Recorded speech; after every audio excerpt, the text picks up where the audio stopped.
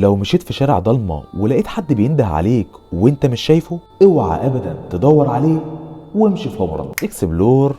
ويلا نبدأ. شاب اسمه محمد بيحكي وبيقول: في ليلة كنت راكب الموتوسيكل بتاعي ومروح بيتي، ولكن الطريق اللي انا متعود اروح منه كان متكسر وكان في صيانة في اليوم ده، فخدت بعض ومشيت من طريق اول مرة امشي منه. كان طريق زراعي وما فيهوش اي نور. كنت ماشي في الطريق ده على نور الموتوسيكل. وقتها وانا ماشي سمعت حد بينده عليا وبيقول لي: خدني معاك يا محمد.